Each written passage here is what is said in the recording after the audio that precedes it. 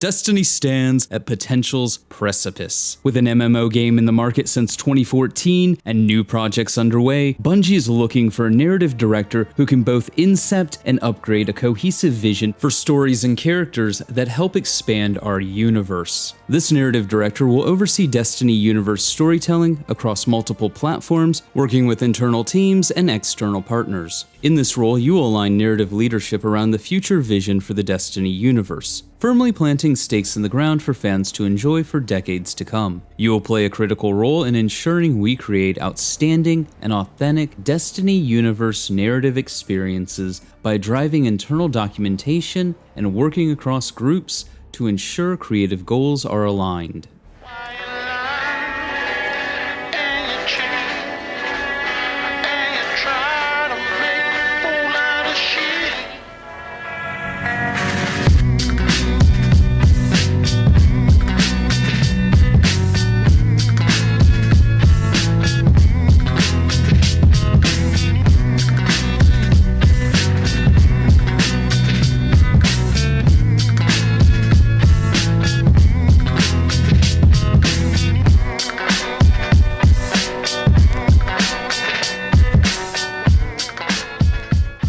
What's going on, ladies and gents, boys and girls, guardians of all ages? Joker back again once again, and today, people, today, Kaloo, we have confirmation of 100 years of Destiny. 100 years, Morty! 100 years! Okay, I joke, only because I love, but maybe, hey, maybe in a decade, they'll have Destiny all figured out. Wouldn't that be something? So Destiny for decades to come. What does that even look like? I mean, after all, it's not unrealistic. All you have to do is look at games like Mario, Halo, Zelda, God of War, Final Fantasy. Hell, Final Fantasy XIV announced that it has another decade of content on the way. But I think we can all agree that Destiny is nowhere near the same quality as those other franchises, and has a long way to go before it is. And that's not me insulting Destiny, by the way. Those franchises are just legendary. And clearly, Bungie, at least the Bungie of old, has what it takes to create a legendary franchise. See the aforementioned Halo. However, Destiny as is has a long way to go before it reaches that zenith, before it's a franchise respected like Zelda, God of War, Final Fantasy, Pokemon, and, Halo, at least until it wasn't. RIP Halo. But what does another decade of Destiny look like? So if we go back to the start, to the original 10-year plan that was Destiny 1, a few DLCs, then Destiny 2, a few more DLCs, then Destiny 3, and a few DLCs after that, as outlined in the original contract between Bungie and Activision, and we all know how that went. And then after Taken King, what they did was, and I reported this on Kotaku, what Bungie decided was, we can't do this anymore. This is just too much. This is too hard for us to do. The tools that we work with are really hard to deal with. It's hard for us to make this much content. It's just hard making content in general.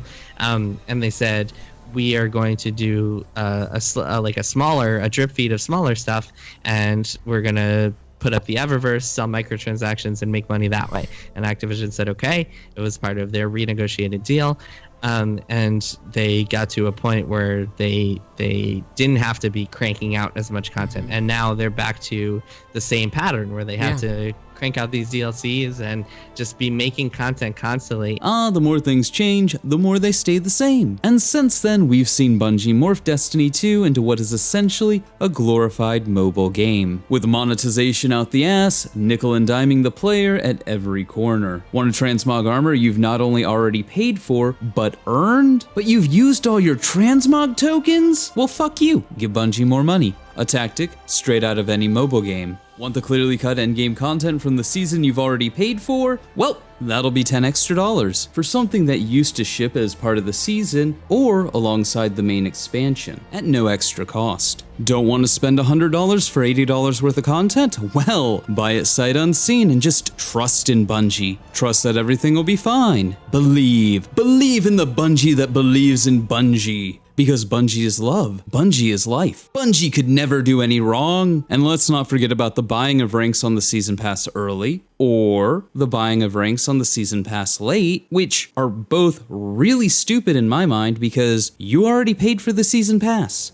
Why do you have to pay more to unlock things you've already paid for, when the only incentive to purchase things that you've already paid for is the simple fact that the pass, for whatever reason, has an arbitrary expiration date. Yay, FOMO! I mean, if Bungie really cared about the customer, the solution wouldn't be spend more money, the solution would be to have the season passes be evergreen like the season pass in Halo. And if that's somehow impossible due to content vaulting, then at least have the season pass available for a year. Because it's not like the season pass goes away. You can still access past season passes on Bungie.net and claim items you've unlocked but didn't claim before. So, there's literally no reason other than, fuck you, give us money or lose out on things you've already paid for the season pass to not be available until that year's content is sunset. Then you have the upcoming FOMO-laden event pass, and then you have the Destiny mobile game, dubbed by fans as Destiny Immortal, after Diablo Immortal, which will release sometime in the future.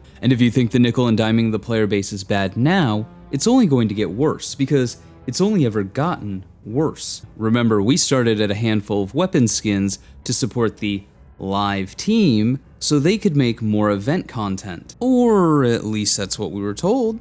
We're gonna put up the Eververse, sell microtransactions, and make money that way. And Activision said okay. It was part of their renegotiated deal. So that was a fucking lie. So I think it's safe to say we can expect monetization to get worse over the next decade. How much worse? I don't know, but let's throw some ideas out there. For example, doesn't weapon crafting and the weapon crafting grind just suck? And Bungie really does love selling the solution to problems they've created. Now, wouldn't it just be cool if you could speed up weapon crafting somehow? You know, for like something silly like a buck or two. What's a buck or two? And maybe, just maybe, you get a buff. And for 30 minutes, this buff increases the red box weapon drop rate, or the currency needed drop rate, or it speeds up the leveling of crafted weapons so you can unlock their perks faster. I mean, they're not directly selling you red box weapons or crafting currencies or crafted weapons.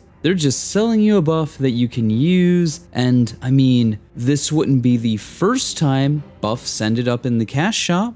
Or you know what? Doesn't it suck to get locked out of story content for a week? Wouldn't it be cool if you could skip that lockout and experience a more cohesive story? Well, for a buck or two, you can skip that weekly lockout, and I mean, now that skips are a thing, you wouldn't want to be spoiled, would you? Man, you know what else sucks? The Trials of Osiris Flawless Pool.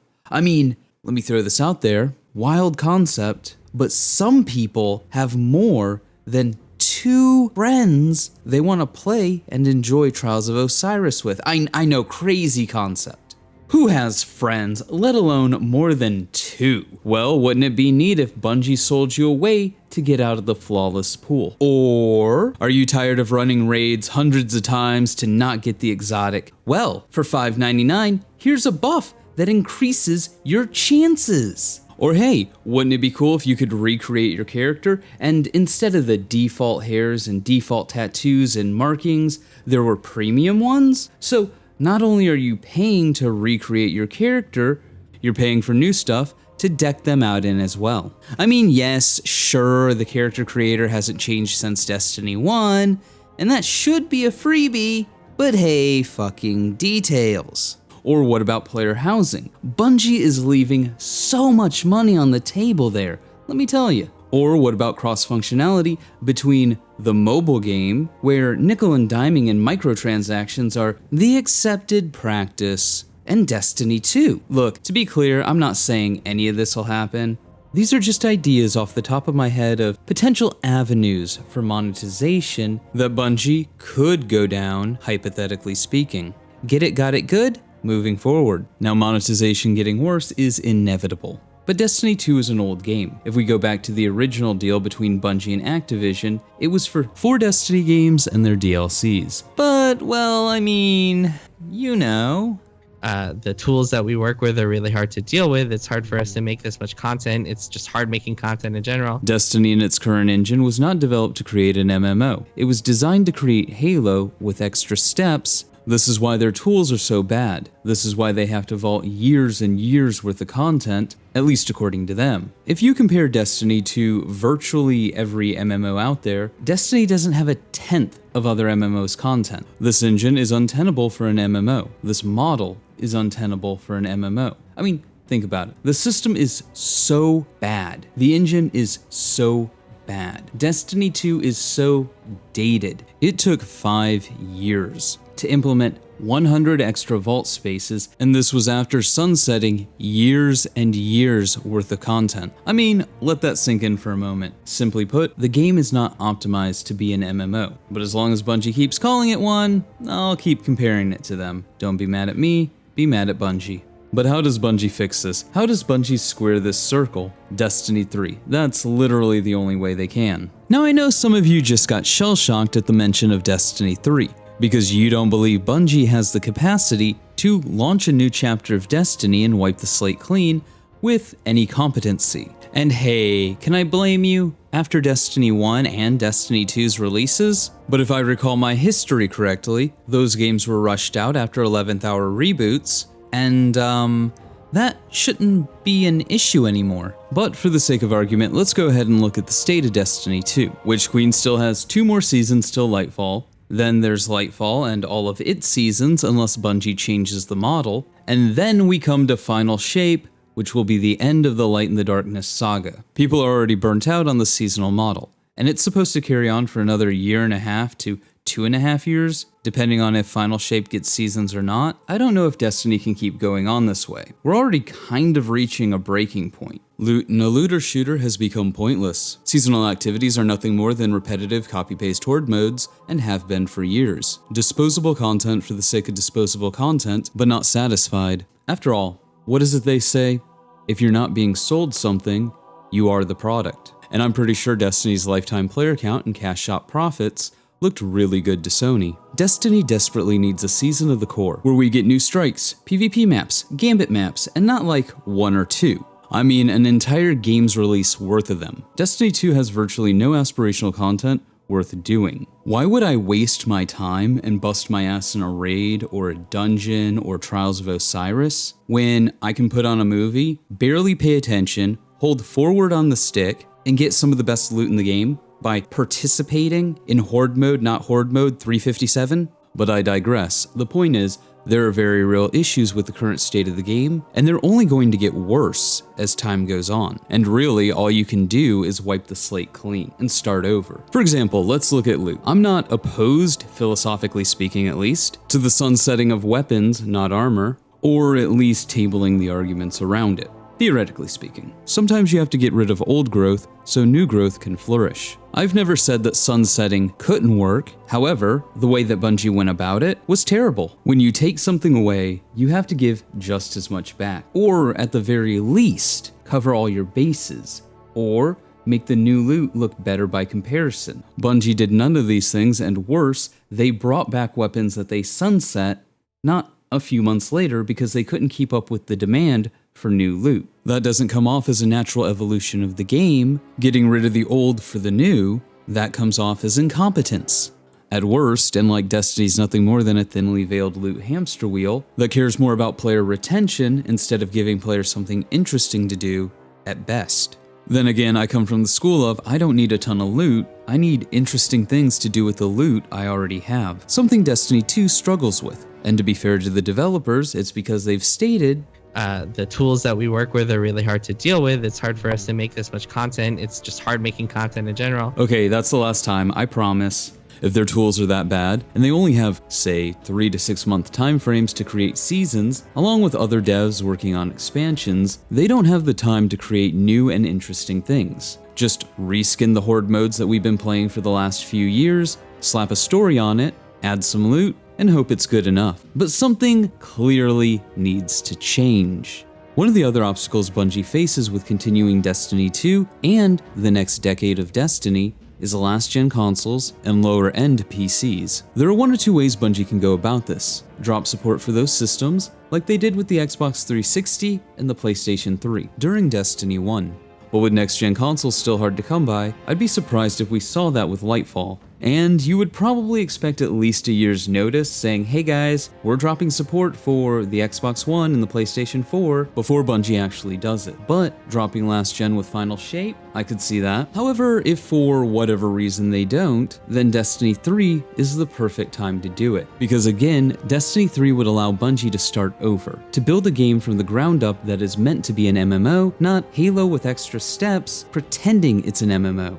The other argument for Destiny 3 is narrative. Final Shape marks the end of the Light and Dark saga. If that really is the case, then it doesn't make sense to continue on with a framework so deeply rooted in the Light and Darkness saga. Destiny 3 would allow Bungie to start from scratch, with new characters, not just NPCs, but for the player. They could create new ways for us to interact with the world that Destiny 2 simply can't do. A Destiny 3 would also be a way to get new players interested in the franchise. I don't know how many of you have played the New Light experience. It's kinda fucking awful, and that's coming from somebody who knows how to play the game and what's going on. I would absolutely hate to be a New Light. A Destiny 3 allows Bungie to do something with Destiny's world that Destiny currently fails at. And that would be feeling like an actual crafted world, not like cardboard, drywall, and cheap theater. Go play World of Warcraft, or Final Fantasy XIV, or virtually any other MMO ever? And the world does a great job of pantomiming the illusion of that living,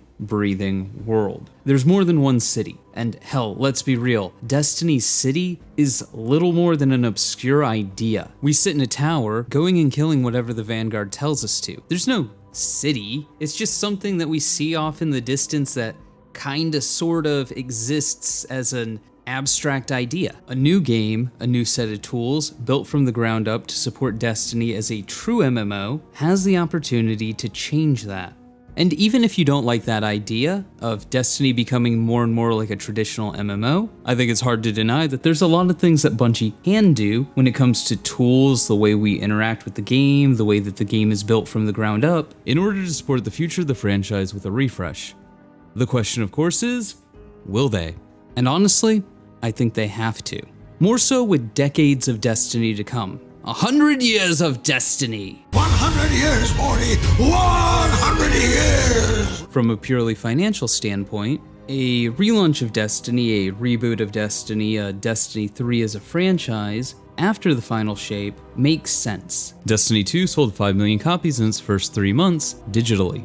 This doesn't count the 1.92 million it sold in retail its first week. Destiny 2 was a success on release. Destiny 2 was only bad because it was a product that was rushed to market after a catastrophic 11th hour development reboot. But as stated earlier in this video, Bungie doesn't have the same influences on them that caused that development reboot. From a technological standpoint, Bungie needs to create the foundation of a game meant to last, not something that's thrown away every year.